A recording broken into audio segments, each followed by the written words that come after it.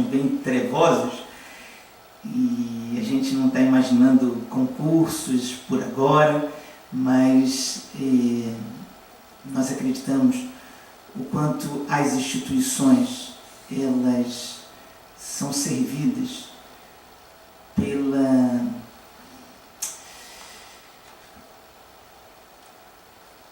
por essa mão de obra e o quanto a gente está falando de uma área que contribui muito no funcionamento das instituições, tanto no plano das instituições arquivísticas propriamente ditas, mas nas outras instituições onde o serviço de arquivo é uma atividade meio. E tem uma contribuição muito importante que a nossa área dá. Então eu acho que as perspectivas são boas e eu continuo atuando diante dos meus alunos com bastante entusiasmo sobre o futuro da área. E eu destacaria, pensando em perspectivas da área, duas coisas que hoje eu gostaria que nós conseguíssemos superar.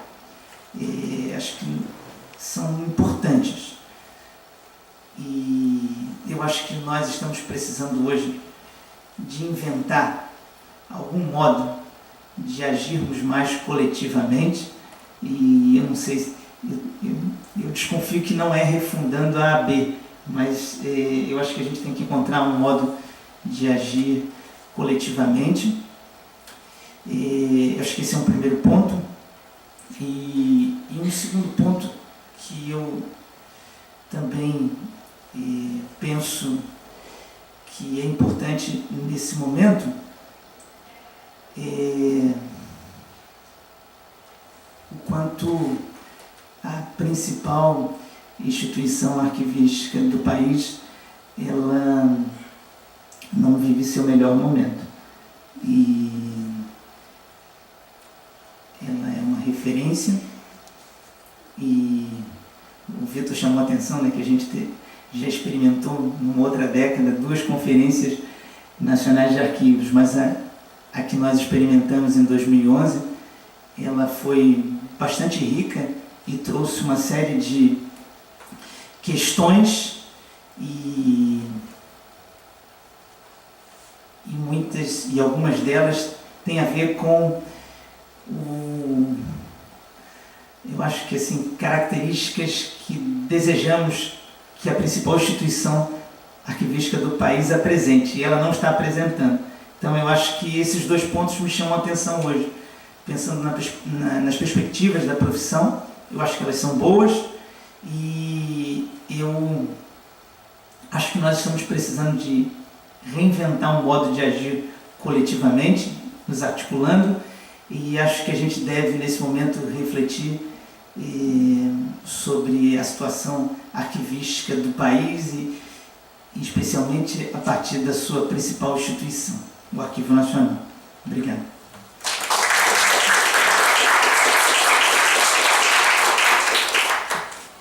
Obrigada, Eliezer. Só um comentário breve. A Arquivologia no Brasil é um bebê, né? 40 anos em termos de história é nada, é um bebê. Então tem tudo para dar certo. Você chamou a atenção que o caminho é esse, né?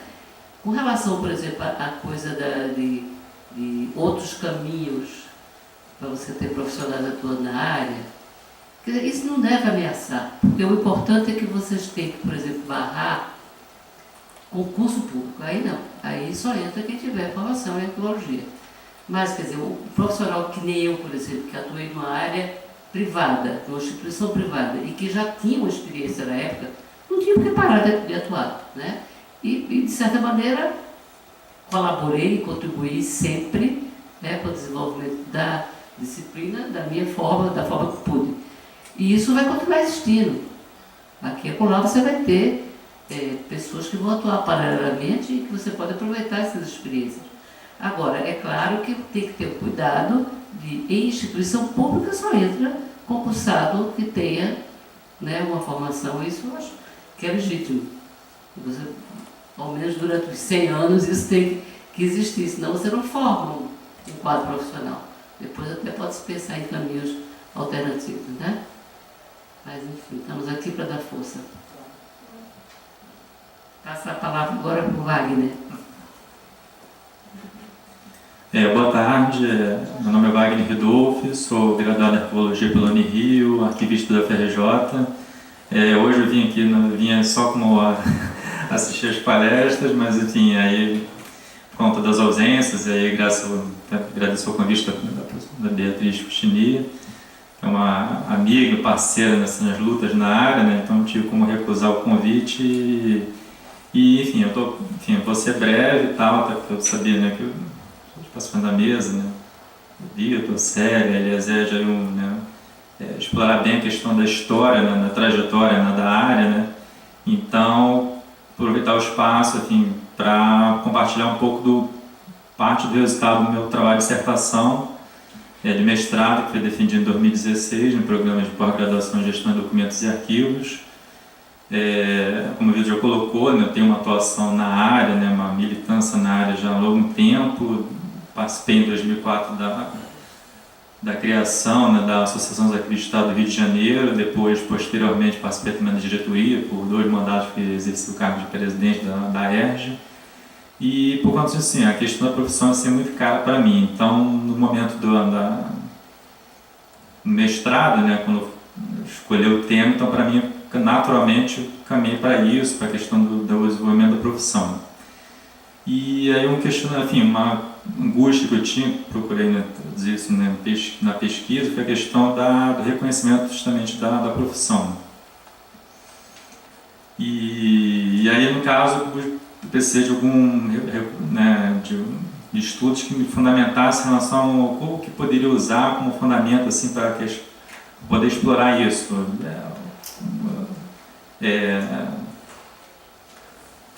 Apontar quais seriam os avanços, quais seriam os desafios para a área, o que a área já tinha desenvolvido e como identificar isso. E aí, para mim, foi muito útil os estudos em ciências sociais, que são relacionados a essa sociologia de profissões. E aí, enfim, recorrendo a vários autores da área, fazendo uma compilação, né, dos principais estudos nesse campo, e aí eu pude identificar algumas que eles colocam como são as etapas de profissionalização, aquilo que é necessário para uma profissionalização se caracterizar como tal. São apontadas várias etapas, assim, fazendo uma compilação, cheguei a um modelo teórico que coloca 6 etapas, que seriam obrigatórias, não necessariamente sequenciais, seria uma sequência, mas são etapas que cada etapa a profissão deveria cumprir para se caracterizar como tal. Então, basicamente, assim, uma das vertentes do meu trabalho na dissertação foi isso. Foi por essas etapas que são colocadas como etapas de profissionalização, identificar na área, né, arqueologia, né, quais tinham sido já alcançadas e quais aquelas que ainda precisariam ainda maior desenvolvimento. Então as etapas seriam as seguintes: uma delas seria a eliminação de amadores, que é aquela etapa que você já aquela determinada atividade exige um conhecimento específico, né, não pode ser então qualquer pessoa que pode exercer, então isso que teria a eliminação de amadores. Outra etapa é a formação padronizada, que é justamente quando você estabelece qual seria, né, seria uma formação para exercer aquela determinada profissão, no outro caso a arqueologia. Outra etapa é provar o estado, que é justamente quando se caracteriza, que é, né, o objeto que justamente está aqui na relação à data, né, que são os 40 anos de regulamentação da profissão, que é justamente quando, né, através do estado é obtido reconhecimento, né, da profissão. Outra etapa é o estabelecimento de normas éticas, que são aquelas compartilhadas por todos os profissionais para o exercício de profissão. Outra é o estabelecimento de associações profissionais. E a 6 seria satisfazer a sociedade, que é quando justamente a profissão ela tem um reconhecimento, né, junto à sociedade, mercado de trabalho, né, da sua importância. Enfim, não vou assim, me alongar muito em relação à questão da história, porque já foi explorado, mas aí, né, retornando, enfim, ao que eu fui, né, analisando em relação a essas etapas propostas, com relação à eliminação de amadores e com relação à questão da formação padronizada, isso foi obtido aí nos anos 70, como já foi bem colocado aqui, justamente não tem como falar do desenvolvimento da profissão no Brasil sem falar da AD. Até já ia também aproveitar, né, a chance mais uma vez de fazer uma homenagem, né, ao professor José Pedro Esposel, né, que faleceu no mês passado, que foi fundamental, foi o primeiro presidente da AD, junto com Mariana Leite Paz, a Estreia e outras importantes figuras na área. Foi fundamental para a institucionalização da profissão aqui no Brasil, né, e isso nos anos 70, que é o grupo que cria a AB, né, fundada em 71, em 72 realiza o primeiro congresso brasileiro na área, né, o primeiro congresso brasileiro de arquivologia, cria o primeiro periódico, né, científico, que é a revista Arquivo e Administração, e que dá início, dá o pontapé em relação aos projetos também para a criação do currículo mínimo de arquivologia, que dá a base para a criação de cursos superiores e para a formação do curso permanente de arquivos do Arquivo Nacional, em curso superior que depois é transferido para a Unirio, e também justamente os projetos para a regulamentação da profissão, que aí justamente obtido em 78, e o decreto de regulamento, né, do mesmo ano, e na época também, junto, né, com esse projeto, vinha embutido também, como ocorreu também em outras áreas próximas, zoologia, biblioteconomia e outras, que era a criação juntamente com a regulamentação da profissão do Conselho. Só que isso não ocorre, né? Sai a lei estabelece o regulamento da profissão, determinando que os profissionais devem se registrar no Ministério do Trabalho, mas não cria o Conselho Federal de Arquivologia.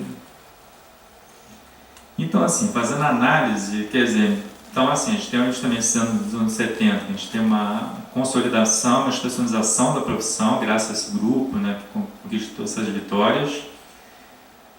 Então, aí você tem justamente esse curso que era do Arquivo Nacional, passa para o Unirio, mesmo ano você tem também da Santa Maria. No ano seguinte, 78, já começa o curso da UF, aí você tem os 3 cursos logo assim, junto justamente com a regulamentação. Aí você tem um hiato nos anos 80, depois só volta a ter novos cursos com a criação do curso na UNB, nos anos 90, depois Federal da Bahia, enfim, alguns anos 90. E o grande crescimento ocorre já agora no século XXI, quando a gente alcança agora o total de 16 cursos. Muito isso graças a um contexto favorável, a questão do REUNE, né, o Programa Federal, né, de Reestruturação das Universidades Federais, que permitiu, né, essa expansão dos cursos de arquivologia. Todos os cursos, os 16 cursos de arquivologia são todos oferecidos em universidades públicas, né? Só 2 estaduais, Paraná e São Paulo, todas as outras federais. Da Paraíba também, da Paraíba são 2 no João Pessoa, federal e estadual. Enfim, todas as demais, enfim, todas públicas. Então, quer dizer, foi um momento favorável que permitiu essa expansão em relação à questão da formação. Com relação à associação, a coletivo profissional, associações, você tem justamente a AB, fundada em 71, que dá impulso a toda a instituição da profissão no país, e nos anos 90 ela passa por uma crise, dissolve os núcleos regionais, e aí depois começa uma nova etapa do movimento associativo, porque aí começam a ser criadas, dos núcleos regionais são criadas associações de entidades estaduais, continua coexistindo com a AB, e até isso depois leva até uma divisão em relação à realização dos congressos na área, que as associações estaduais e regionais criam o Congresso Nacional de Arquivologia, a AB depois retoma suas atividades, aí volta com o CDA. Mas aí, por fim, isso foi superado, depois se buscou um consenso nas associações, recentemente foi criado o Fórum Nacional das Associações de Arquivologia, que inclusive na época contou com a participação da AB, né? Mas depois, infelizmente, a AB encerrou suas atividades no início de 2015.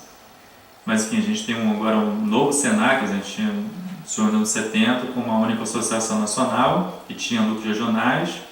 Aí a gente tem uma fragmentação, que a AB ela dissolve núcleos regionais, tem a AB, mas sem mais esse caráter nacional, apesar de continuar oficialmente tendo, né, são os arquivos brasileiros. mas aí se passa a ter também as associações regionais, também são 12. E por fim agora a gente tem, né, que a gente tem, continua com as associações profissionais, mas agora elas todas atuando agora em conjunto novamente, mas agora sobre, de uma forma, uma organização que é o Fórum Nacional de Associações, que é não uma liderança informal, né, uma aqui horizontal, mas é um espaço para as associações atuarem em conjunto para as demandas da área. Né.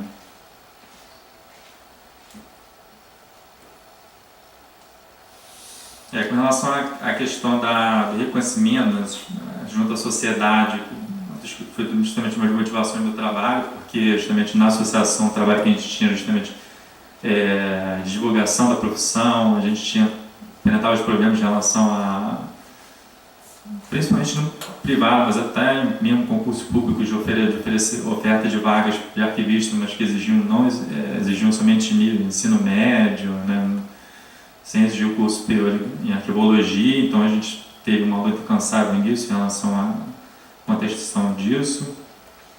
E a gente verifica, enfim, a gente verifica ainda isso até hoje, a gente já tem um cenário mais consolidado, mas ainda é uma questão que permanece ainda.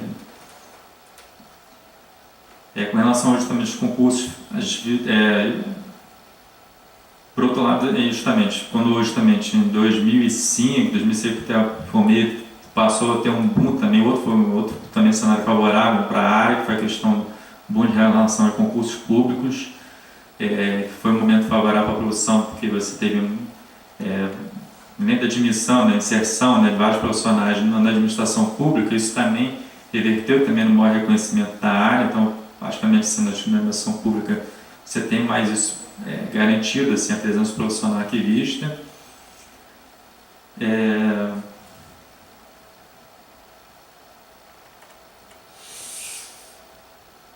Mas, enfim, continua ainda, infelizmente, ainda muito mais